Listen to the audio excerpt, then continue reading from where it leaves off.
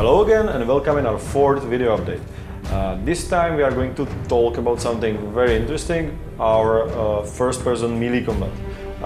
Victor, our lead combat designer, will tell you some in-depth information how it works in a few moments, but let me first introduce you how we did a research for the fencing and battles and all that stuff.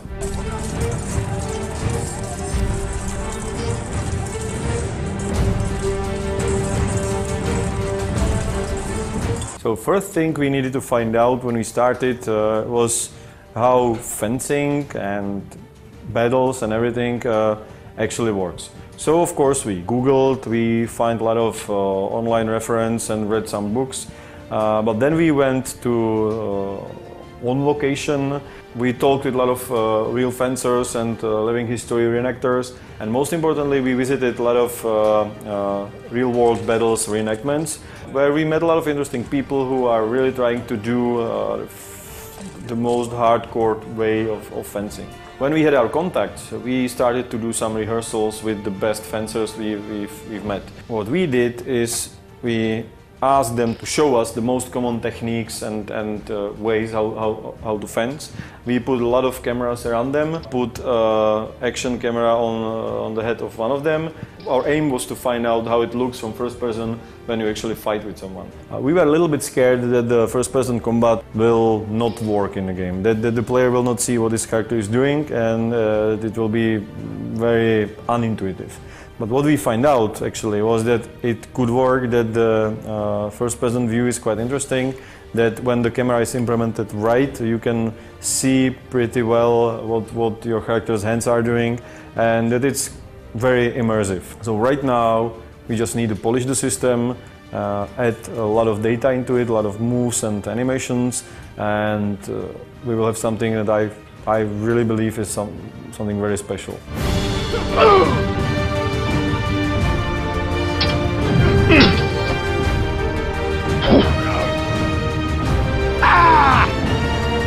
So that was our research, and now let's have a look how it's implemented in the game.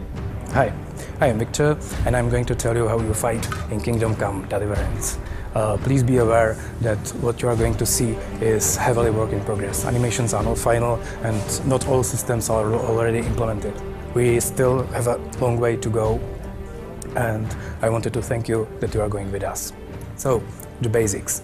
You have 3 different attacks. You can stab, you can slash, and there is a special action which can be a strike, a kick, or pummel strike with your sword. You have 6 zones on enemy body you can target. It means you have 18 different basic attacks. These we can call initial attacks, and once you do them, the fight is more about timing and about movement. The timing is especially useful in defense. We have a dedicated defense button. You can hold it down, and then your character will automatically block every attack whenever it comes from.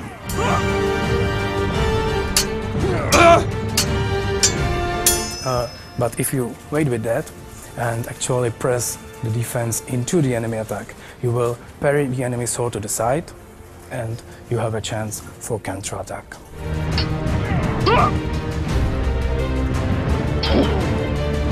And that's not all. You can actually trick your enemy. You can pretend the attack from one side and actually attack from the other.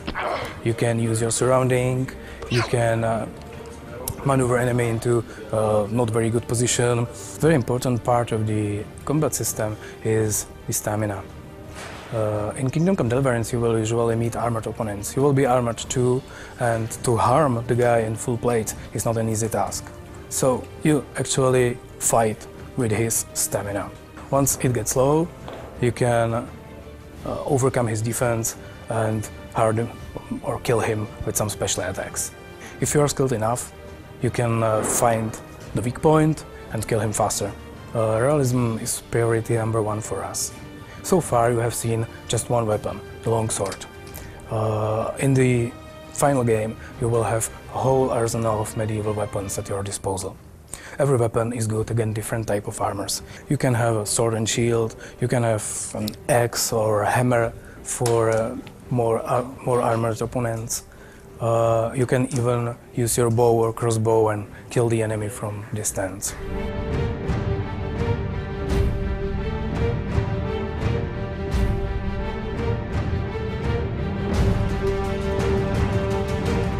Let me introduce some of my coworkers at this point. This is Peter, our lead animator, and this is Peter, our main combat programmers. We also have two other Peters, but they are not involved in combat in any way, so I'll show them later.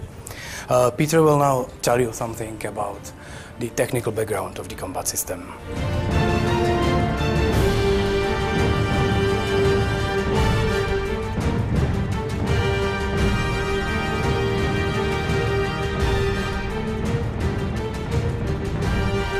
We want to create great, realistic combat system.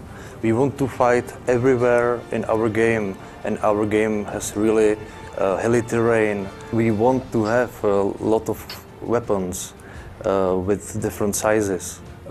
We had to develop smart system which is based on various solvers, controllers, mechanics, modifiers. Most challenging was the solver for weapon movement. Especially after the hit into the opponent's body, we try to solve this situation by sliding by. Another problem comes with the hit actions. We have three kinds of hit actions. We have one for attacking sword. There is some movement back. There is another one is on opponent's body. Please, Peter, make a hit action. Thank you. And the last one is with the blocking a weapon. When you hit the block, there must be some movement to see the hit into the weapon. All these mechanisms are based on physical simulation, inverse kinematic, and various procedural solvers. All these together give us a lot of variations and possibility to have as much realistic combat as it is possible. We want the combat to be something special. You will not kill dozens and dozens of enemies. Every fight is unique and more like a duel than some hack-and-slash action game. You can sometimes meet more than one enemy, and then it will be very complicated. You will have some special skills for fighting against more enemies, but usually it's much better to bring some allies and fight as a group.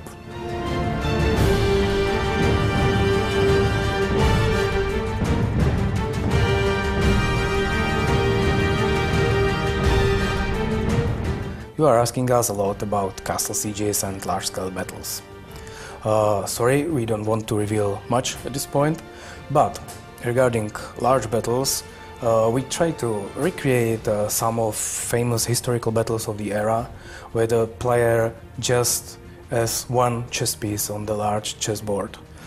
You will use our combat system and fight for your life and try to survive.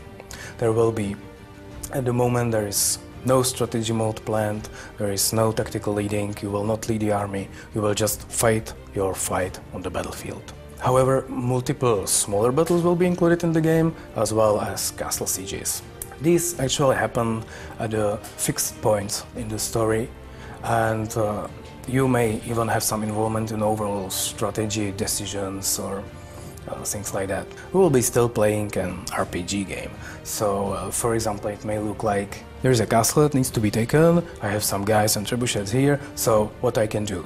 I may wait for the night and infiltrate the castle if I am good at stealth.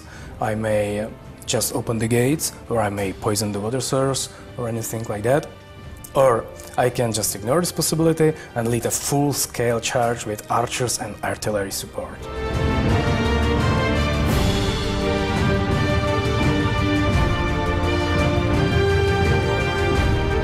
Ladders, soldiers scaling the walls, fight on the walls. At some point you will be also able to defend the castle, you can just stand on the top of the walls, shoot arrows, splash boiling oil, or just fight off the attackers. If you feel that the system is too complicated or you are not very good at action games, don't worry. Deliverance is still an RPG game. It's not only you who is fighting, but also your character. And also your character has skills and perks and abilities. So when the enemy is too strong for you, you can just slow down a little bit and level up. You may find some famous trainer and train at him. You can read book about fencing. You can just level up by fulfilling some other quests. And then your character is stronger. That doesn't only mean that you strike stronger. The actually whole combat system is working on the RPG base. So, for example, if your character's sword skill is higher than your opponent's, you are faster than him. And it's way easier for you to block his attacks, to parry his attacks, to counter-attack and all this. Or alternatively, you can just pull out your bow or crossbow and shoot the enemy. Or you can bribe him, or you can call someone for help, or anything you can come up with.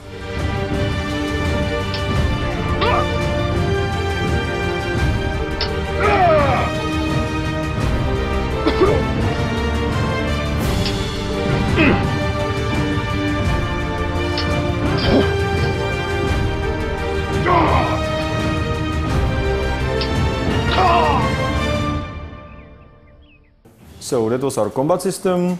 Thank you for watching. Next time we are going to show you some of our AI systems, NPC life cycles and the whole emergent world, so stay tuned.